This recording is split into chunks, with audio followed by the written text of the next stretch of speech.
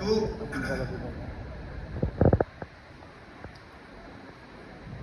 हम लोग दो तीन वजह है कि हमारा जो बिजनेस, जो थिएट्रिकल सिनेमा का जो बिजनेस है, जो थिएटरों में होता है, वो 2% 3% क्यों है, ये भी समझने की जरूरत है।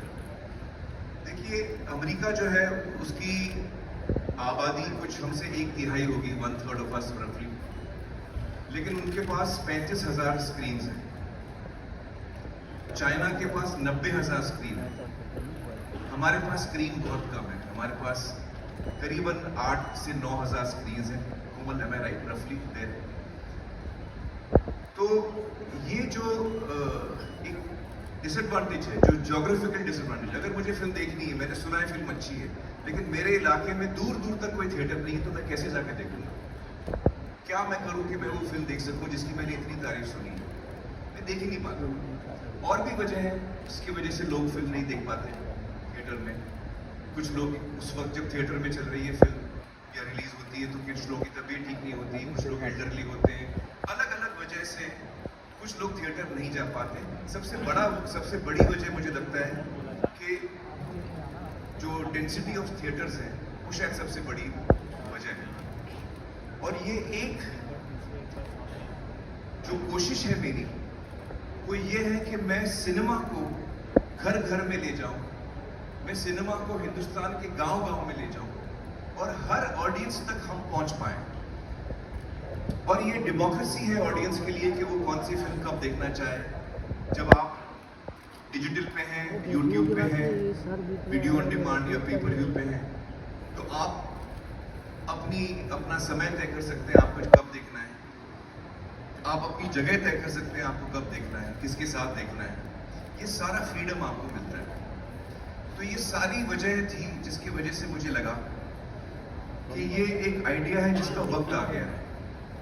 हम लोग पिछले सालों में, जब से कोविड आया है, हम सुन रहे हैं कि थिएटर के फुटफॉल्स कम हुए हैं, लोगों की आदतें बदल चुकी हैं। और ये सिर्फ हिंदुस्तान में नहीं है, ये दुनिया भर में हम ये ट्रेंड देख रहे हैं कि फुटफॉल्स थिएटरों में कम होते जा रहे हैं। आई सपोज कि इंटरनेट, डिजिटल, सेल फोन आने के बाद, स्मार्टफोन आने के बाद हमारी जिंदगियां बदल चुकी हैं, हम एज ह्यूमन बींग्स बदल चुके हैं। आज मुझे जो ज़रूरत होती है मैं फ़ोन पे उसको ऑर्डर करता हूँ। अगर मुझे कुछ खाना खरीदना है तो मैं फ़ोन पे ऑर्डर कर सकता हूँ। कपड़े खरीदने हैं, जूते खरीदने हैं, दवाइयाँ खरीदनी है, ब्लड टेस्ट कराना है, आपको फ़्लाइट लेनी है, आपको होटल बुक करना, जो चीज़ आप करना चाहें आज आप सेल फोन पे करते हैं।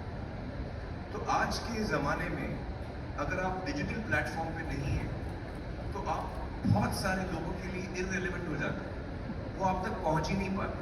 और हर इंडस्ट्री ने इसको अपनाया है। मुझे लगता है कि फिल्म इंडस्ट्री को थोड़ा वक्त लगा है इस चीज़ को पूरी तरह अपनाने में, लेकिन मेरी ये उम्मीद है कि ये जो कोशिश हमने शुरू की है उससे नए दरवाजे खुलेंगे। मुझे लगता है कि बहुत सारे यंग फिल्म मेकर्स हैं जो फिल्में बनाना चाहते हैं, फिल्में बना भी लेते हैं। हिंदुस्तान में सबसे ज़्यादा फिल्में बनती हैं साल में, लेकिन सारी फिल्में रिलीज नहीं होती। शायद उसकी आधी भी फिल्में रिलीज नहीं होती। वो मतलब मैं राइट, आधी से कम फिल्में एक्चुअली थिएटर में उनको जगह मिलती है, क्योंकि इतने थिएटर्स भी नहीं है। बहुत सारे वजह हैं उसके लिए। तो यंग टैलेंट जो है वो ब्रेक थ्रू कैसे करेगा? थिएटर में मुझे जगह मिलती नहीं और कोई प्लेटफॉर्म, मुझे कोई पैसे देने वाले नहीं है मेरा कंटेंट खरीदने के लिए, तो मैं जाऊं तो कहां जाऊं? न्यू टैलेंट कैसे ब्रेक थ्रू करेगा? ये एक मौका मिलता है न्यू टैलेंट का कि जब आपने अच्छा कंटेंट बनाया और वो लोगों को पसंद आया तो वो दौड़ेगा, वो एक से दूसरा आदमी बात करेगा, जिसको हम वर्ड ऑफ माउथ बोलते हैं। तो ये एक नई अपॉर्चुनिटी है यंग टैलेंट के लिए। मुझे लगता है कि ये एक अपॉर्चुनिटी है जो टैलेंट ऑलरेडी मौजूद है। अक्सर हमको कभी कभी लगता है कि यार हमको जो कहना है हम कह नहीं पाए, मार्केट फोर्सेस हैं, कभी कभी और भी वजह है जिसकी वजह से हम जो कहना चाहते हैं हम वो पूरी तरह कह नहीं पाते। हमको अक्सर और लोग बताते हैं कि भाई आप ये कंटेंट बनाओ, ऐसा बनाओ, आप फलाना बनाओ।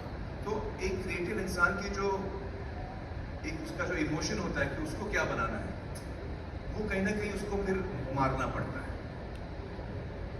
लेकिन अब मैं जो चाहूं मैं बना सकता हूं।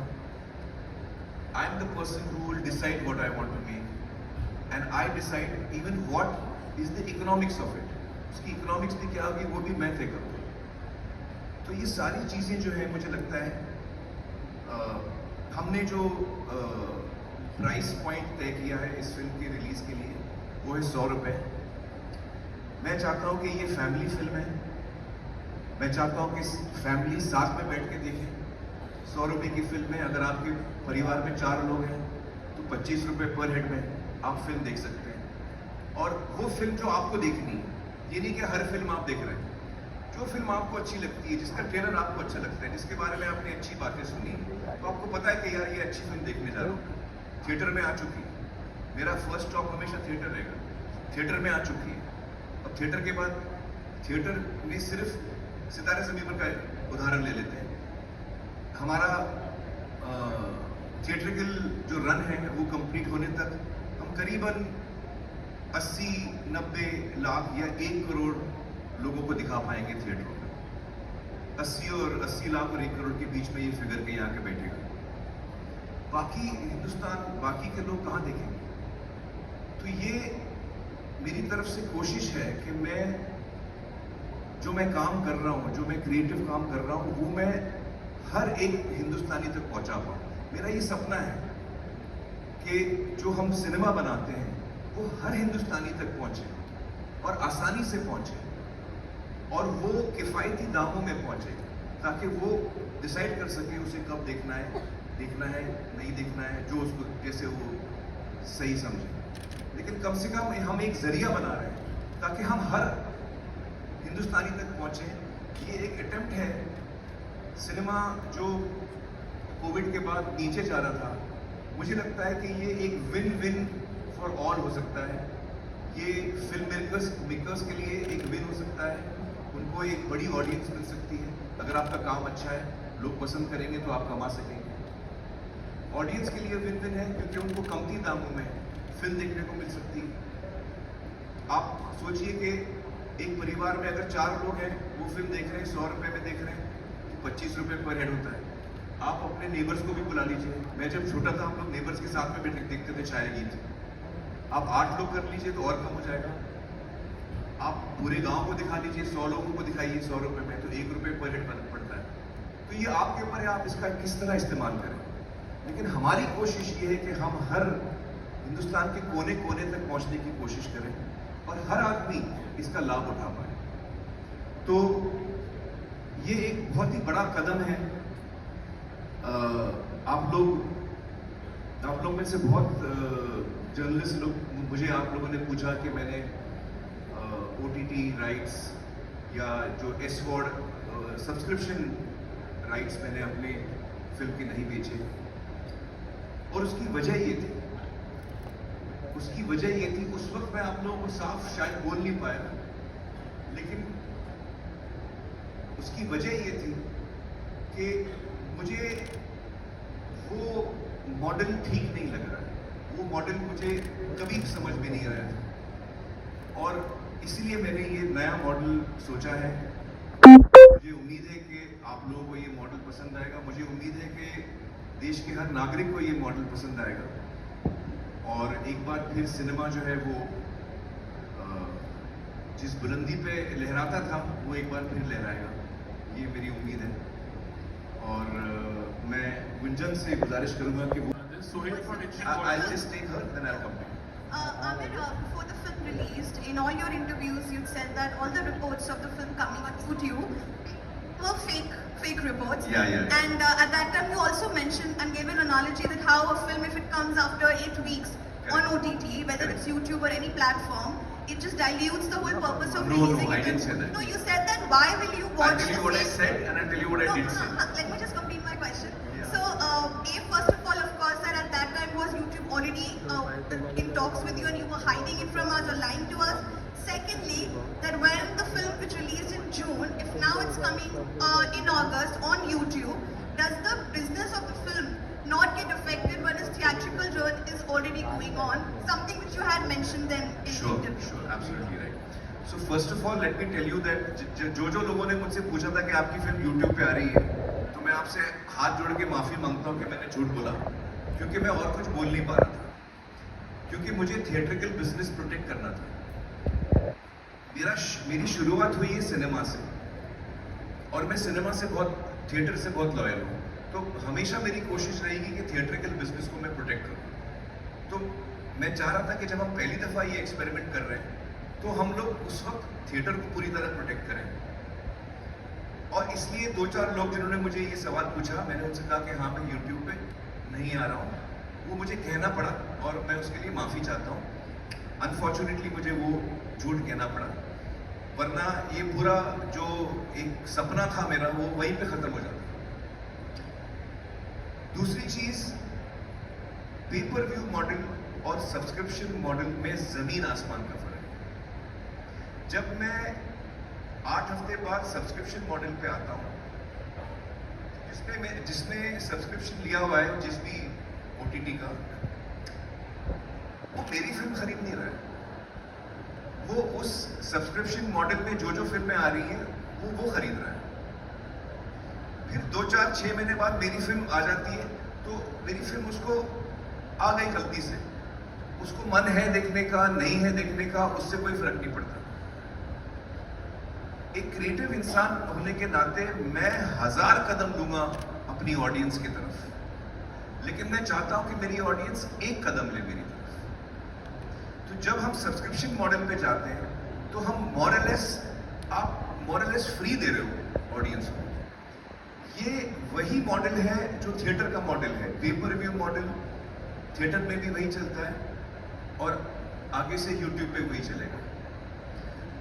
मैं चाहता हूं कि थिएटर का जो एक्सपीरियंस है वो बिल्कुल अलग एक्सपीरियंस है। आप 300, 400, 500 लोग साथ में बैठ के फिल्म देखते हैं, आप साथ में हंसते हैं, आप साथ में एंजॉय करते हैं, आप साथ में ताली मारते हैं, वहाँ पे एटमॉस साउंड होता है, वो एक पूरा अलग ही एक्सपीरियंस होता है। और ये एक अलग एक्सपीरियंस है। उस एक्सपीरियंस में एज एन ऑडियंस मुझे ज़्यादा अमेजमेंट हो सकती है। इस मॉडल में जो YouTube का मॉडल है, उसमें कन्वीनियंस ज़्यादा है। अगर मेरी तबीयत ठीक नहीं है, मेरे पैर फ्रैक्चर है, मैं 2 महीना घर से निकल नहीं पा रहा हूँ, मुझे कोई और तकलीफ है, तो मेरी फिल्म मिस हो जाती है, फिर मैं कैसे देखूँ? So this is to cover up that. तो मेरी फिल्म, जैसे आपको पता है, OTT चैनल्स पे या सब्सक्रिप्शन मॉडल पे नहीं आई, और उसकी वजह ही ये थी कि मैंने ये प्लान किया था कि जब हम थिएटर से हमारा बिजनेस खत्म होगा, तब हम पेपर व्यू मॉडल पे आएंगे और YouTube पे आएंगे। ये मेरी पहले से प्लानिंग थी। सोहेल बॉलीवुड, मुझे जानना था, ये आमिर खान टॉकीज जनता का थिएटर, ये आमिर खान बिजनेस पर्सन के दिमाग से आया है या फिर योर लव टुवर्ड्स सिनेमा, ये एक क्वेश्चन है। और दोनों। मैं एक क्रिएटिव इंसान भी हूँ, और चूंकि मैं एक प्रोडक्शन हाउस संभालता हूँ, मुझे बिजनेस भी संभालना पड़ता है। तो अगर जो हम फिल्में बना रहे हैं, एक तो क्या है कि जब मैं सितारे ज़मीं पर भी कर रहा था, तो लोग मुझसे कह रहे थे कि आप सितारे ज़मीं पर क्यों कर रहे हैं, आप कोई एक्शन फिल्म करिए। अब क्या मैं हर फिल्म, हर एक्टर और हर डायरेक्टर सिर्फ एक्शन बनाए, क्योंकि थिएटरों में सिर्फ लोगों को एक्शन फिल्में देखनी है या बड़ी स्केल की फिल्म देखनी है, बस हम अभी वही फिल्में देखेंगे? तो एज अ क्रिएटिव पर्सन मुझे अलग अलग फिल्में बनानी है। मुझे पीपली लाइफ भी बनानी है, मुझे धोबी घाट भी बनानी है, मुझे दिल्ली वैली भी बनानी है, मुझे दंगल भी बनानी है। हर किस्म की फिल्में बनाना चाहता हूँ। तो इस तरह मुझे फ्रीडम मिलता है कि मैं जो चाहूँ मैं बना सकता हूँ। I am not held back by anything.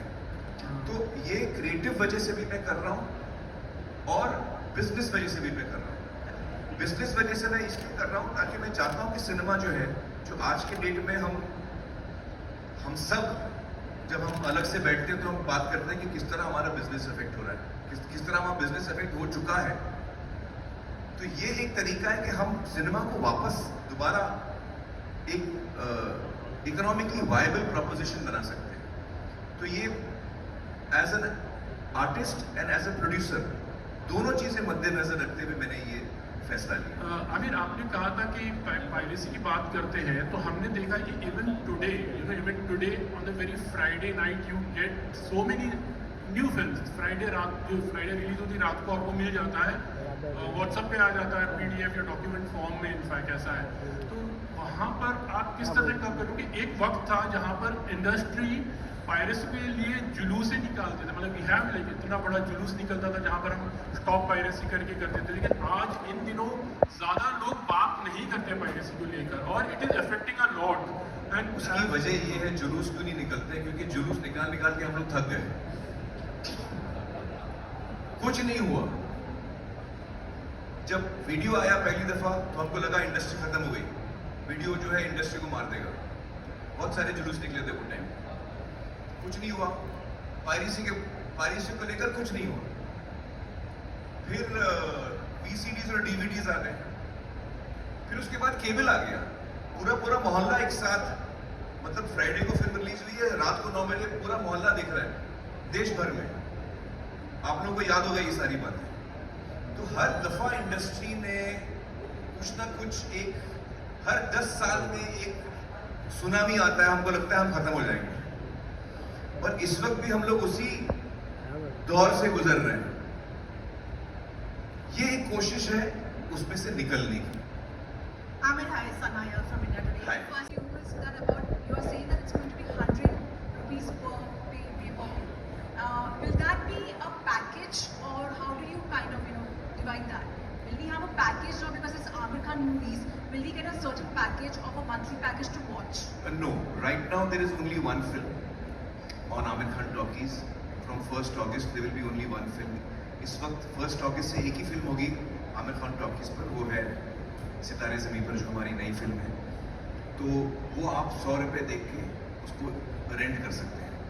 इसके मैं टेक्निकलिटीज़ बता दूँ, जब आप रेंट करते हैं तो आपके पास 30 दिन तक वो आपके पास फिल्म है आपके अकाउंट में। लेकिन जब आप फिल्म शुरू करते हैं, देखना शुरू करते हैं, तो जब से आप देखना शुरू करते हैं तब से आपके पास 48 घंटे हैं कि आप उस फिल्म को कंप्लीट कर सकते हैं, पूरी कर सकते हैं। This is the format. The second question is to you, Kunjin ma'am. The question to you is that now how do you control the copyright infringement? Because many a times films which are on a pay-per-view are already uploaded by fans, fan clubs like that, and we get to see in a good quality as well. How do you control that? We actually take a lot of effort to ensure that the rights of the content owners are very well protected. There are primarily two ways in that happens. One is that the content owner is equipped with tools to actually be able to detect and mark. At the same time, our algorithms detect any content which does not originate from the copyright owner, and they are explicitly taken down. So this is a constant journey for all copyright content, not just for the film industry, but more broadly. My question is for actually मुझे लगता है कि जब हम ये कोशिश कर रहे हैं और हम एक किफ़ायती दाम में लोगों को फिल्म दे रहे हैं, तो इसका सबसे बड़ा असर होगा पायरेसी पर। देखिए बहुत सारे लोग जो है ना, वो पायरेसी इसलिए करते हैं, किसी आदमी को चोरी नहीं करनी, हर आदमी चाहता है कि मैं अच्छा इंसान हूँ, किसी को चोरी नहीं करनी। लेकिन होता क्या है कि बहुत वक्त से हमारी फिल्में पहुँच नहीं पा रही थी, हम किस तरह पहुँचे लोगों तक, इतने बड़ा देश है ये। तो सैटेलाइट पे जब फिल्म आती है 1 साल के बाद, तब एक्चुअली बल्क ऑफ इंडिया मेरे हिसाब से तब देखता है। लेकिन उस पर आप एड्स देखते हैं साथ में, तो एक जो क्लीन एक्सपीरियंस होता है फिल्म देखने का, कि आपने फिल्म शुरू की और आखिर तक आप विदाउट डिस्टर्बेंस देख पाते हैं, तो वो एक ऑन डिमांड पे पर व्यू मॉडल में मुमकिन है। मेरा सवाल से ऑल ओवर द वर्ल्ड ये यूट्यूब जो है, आई थिंक हम लोग स्टार्ट कर रहे हैं 38 कंट्रीज में हम लोग पहले शुरू कर रहे हैं, और फिर धीरे धीरे इसको बढ़ाएंगे। इसमें आपको एक और मैं एडवांटेज बताता हूँ, चूँकि आप इसमें डबिंग कर सकते हैं, सबटाइटलिंग कर सकते हैं, तो आपकी फिल्म और भाषाओं के लोग भी देख सकते हैं। पूरे वर्ल्ड में अगर आपने अलग अलग लैंग्वेजेस में आपने डब किया या सबटाइटल किया, तो आपकी ऑडियंस और बढ़ जाती है। इंडियन सिनेमा के लिए भी एक मौका है कि हम दुनिया को हमारी कंटेंट दिखा पाएं उस जबान में जो वो समझते हैं।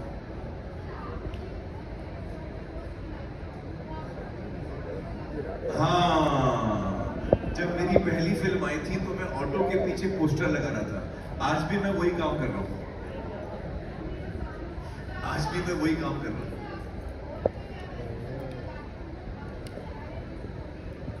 जी जी। नहीं तो हमारे YouTube जो है वो हर देश में है ना। ज्यादातर हर देश में तो मैं नहीं कहूँगा, लेकिन ज्यादातर देशों में YouTube अवेलेबल है। बहुत सारे देशों में YouTube अवेलेबल है। और जहाँ जहाँ हमारी फिल्म अवेलेबल है और पेमेंट गेटवे है, हमारी फिल्म हर उस देश में आएगी। और लोकल करेंसी में परचेज अवेलेबल है। हाँ, वो हर कंट्री में उसका प्राइस अलग होगा। जैसे हिंदुस्तान में 100 रुपए है, तो हर कंट्री का जो एक पेपर व्यू का मॉडल है उस हिसाब से हर कंट्री की अलग प्राइस होगी। आपके 4 क्वेश्चन हो गए। Yes, Samira from Viral Bihari. yes. Of the cost of the film also and what we feel might be affordable for an audience. तो हम लोग ने एक बैलेंस रखने की कोशिश की है। आज अगर आप पेपर व्यू का मॉडल देखते हैं, वीडियो ऑन डिमांड का मॉडल जो देखते हैं, अभी भी है एक छोटे पैमाने पे, अलग अलग प्लेटफॉर्म्स पे है। और अगर मैं गलत नहीं कह रहा हूँ तो उसमें कहीं पे 250 है फॉर रेंटिंग, कहीं पे 230 है, कहीं पे 180 है, कहीं पे 170 है। तो हम लोग ने सबका मिनिमम पकड़ा है, हमने 100 रुपये रखा है। और वो 100 रुपये हमने इतना कम इसलिए रखा है क्योंकि हम चाहते हैं कि हम हर आदमी तक पहुंच सकें। देखिए, एक वक्त पे कोमल ये मास मीडियम कहलाता था। आज मुझे लगता है कि मास शायद वो फैसिलिटी नहीं इस्तेमाल कर पा रही है सिनेमा की। मैं इसको दोबारा मास मीडियम बनाना चाह रहा हूँ। मेरी फिल्म हर इंसान देख पाए और छाती ठोक के देख पाए, इज्जत से देख पाए, बगैर उसको चोरी किए हुए, उसको चोरी करने की जरूरत ही नहीं। वो इज्जत से मेरी फिल्म देख पाए, हर आदमी देख पाए। तो इसलिए हमने ये प्राइस रखी है, जो ये सब मद्देनजर रखते हुए।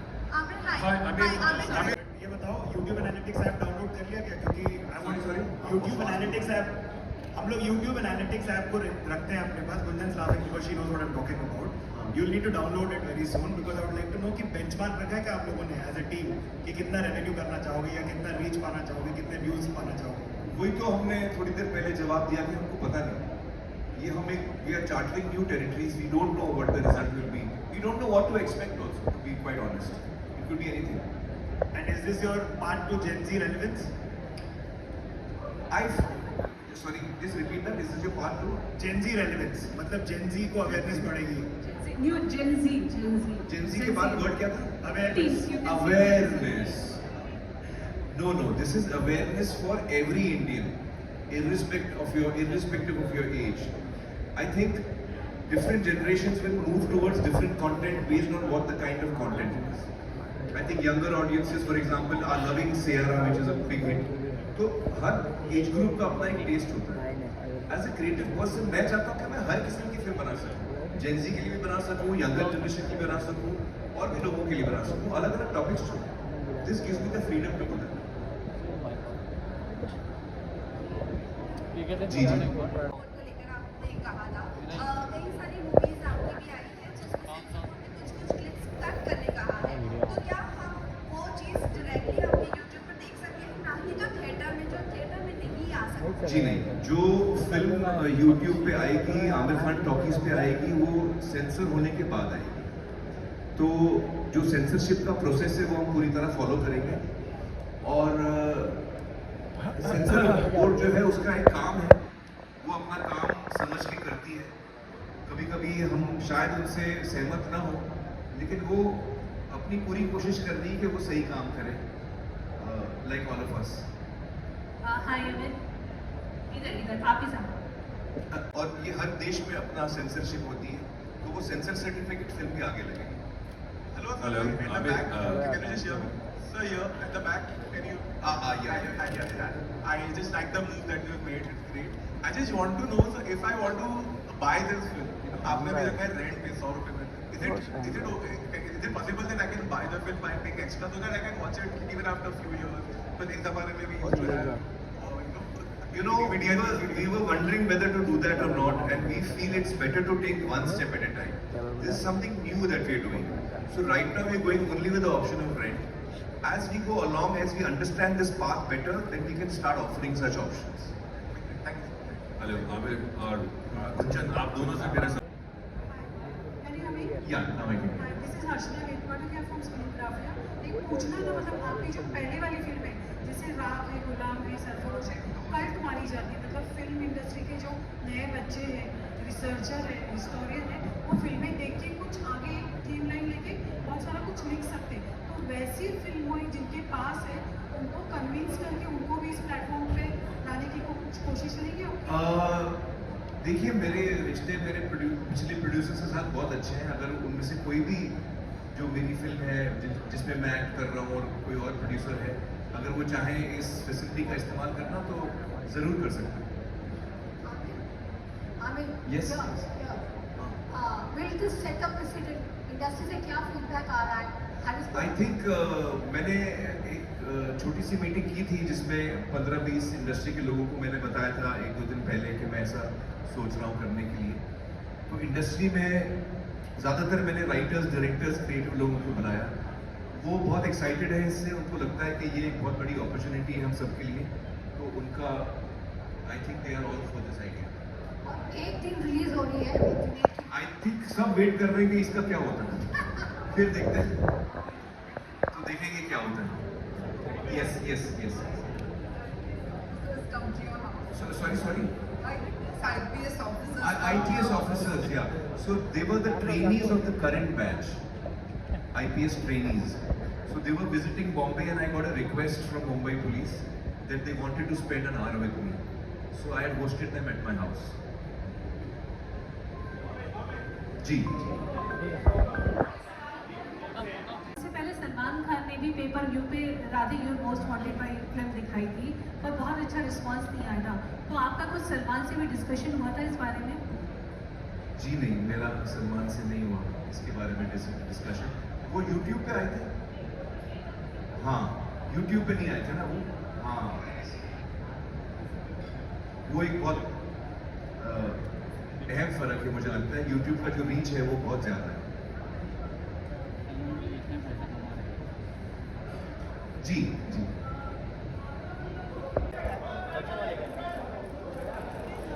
पीछे रेडी? ओके। दोस्तों, बहुत बहुत शुक्रिया आप लोग आए मेरे न्योते पे, and thank you so much for coming here. आज मेरे लिए बहुत खास दिन है, और जब भी बहुत ही खास दिन होता है और मैं बहुत नर्वस और एक्साइटेड होता हूँ तो मुझे रात को नींद नहीं आती है।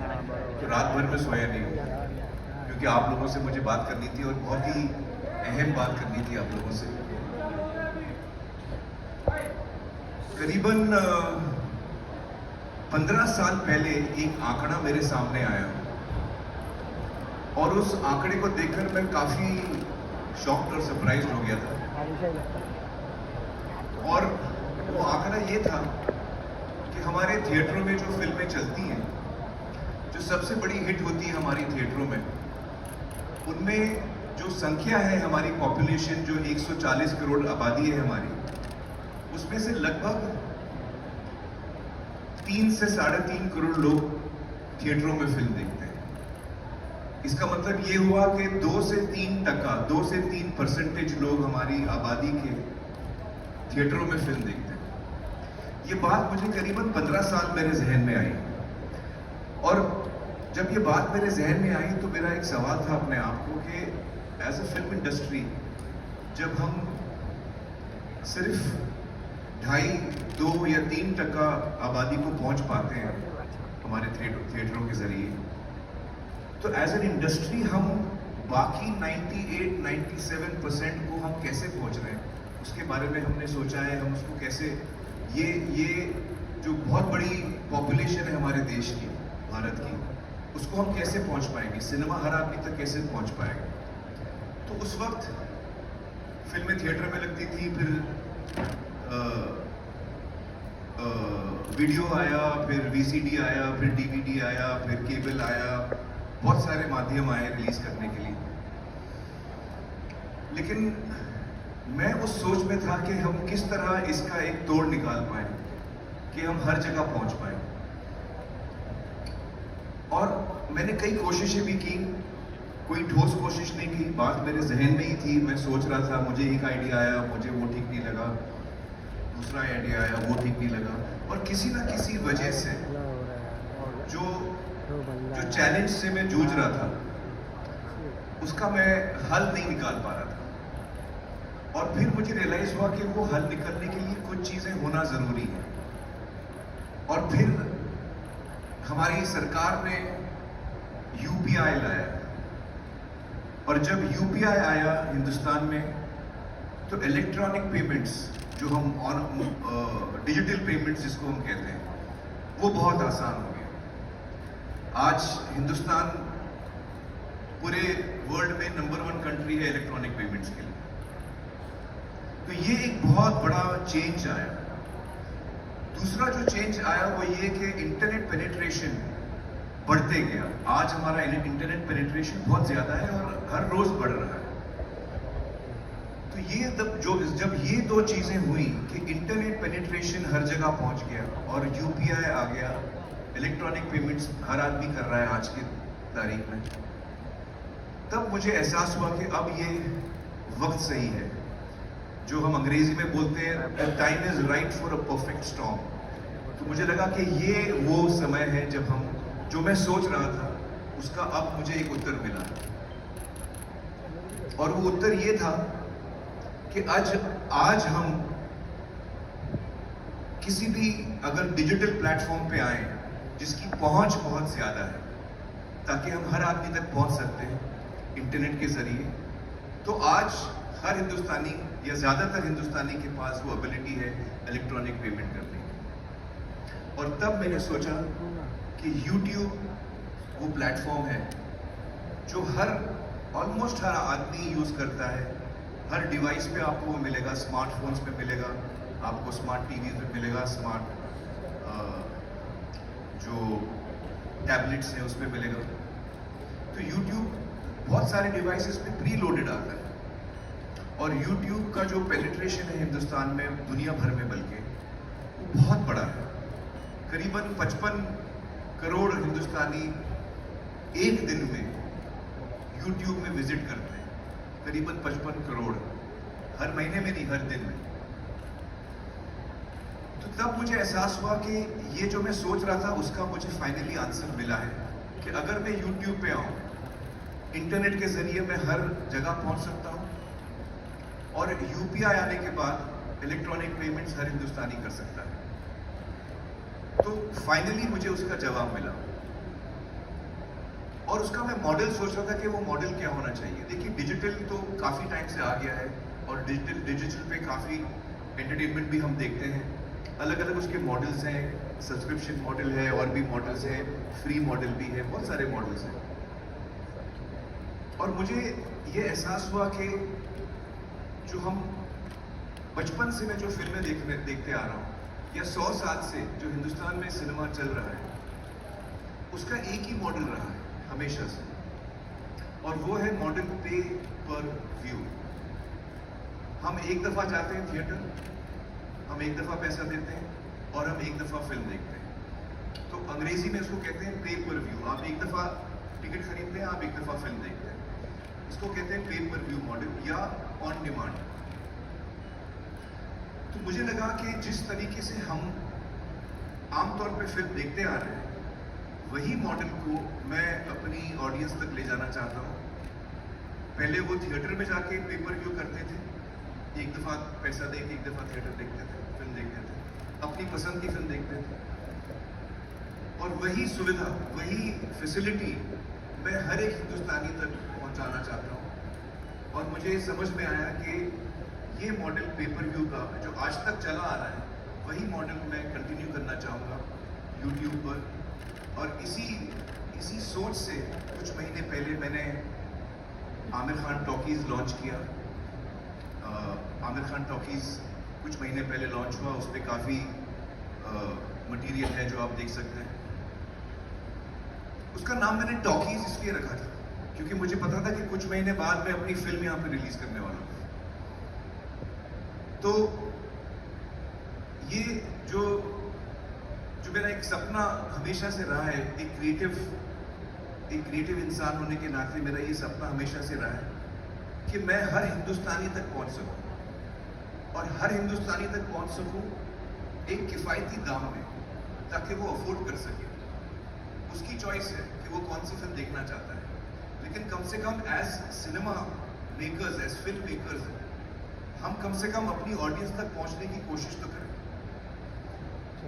और आमिर खान टॉकीज जो मैंने शुरू किया, मैंने उसको नाम दिया जनता का थिएटर, क्योंकि वाकई हर आदमी का पर्सनल थिएटर, उसके अगर आपके पास स्मार्ट टेलीविजन है तो आमिर खान टॉकीज आपके दीवार पर है, अगर आपके पास कोई डिवाइस है तो आपके टेबल पर है, अगर आपके पास फोन, स्मार्टफोन है तो आपका थिएटर आपके हाथ में है। तो इसकी रीच बहुत बड़ी है, और इस सोच को पूरा करने के लिए मैं YouTube से मिला, और इस वक्त मैं YouTube के हेड गुंजन को बुलाना चाहूंगा स्टेज पर। गुंजन प्लीज यहाँ से खत्म होगा, you can take it that से। connection to that question. Sorry. जो आपकी मीटिंग हुई IPS ट्रेनीज के साथ, जी। तो क्या सवाल थे उनके मन में? What was the discussion all about? ओह, हम लोग बहुत सारी चीजों की बात कर रहे थे, ज्यादातर मैं उनसे सवाल पूछ रहा था। आई थिंक हम लोग का टॉपिक हो गया है ना, अभी हम लोग अलग अलग टॉपिक्स पे जा रहे हैं। तो thank you so much guys, thank you so much for being here. और मैं आप सबकी प्रार्थना, दुआएं चाहता हूँ कि ये जो मॉडल कोशिश कर रहे हैं, आप लोग बैठ जाए, तो आप लोग की सपोर्ट और प्रार्थना हमारे साथ हो। Thank you so much everyone, thank you. Thank you.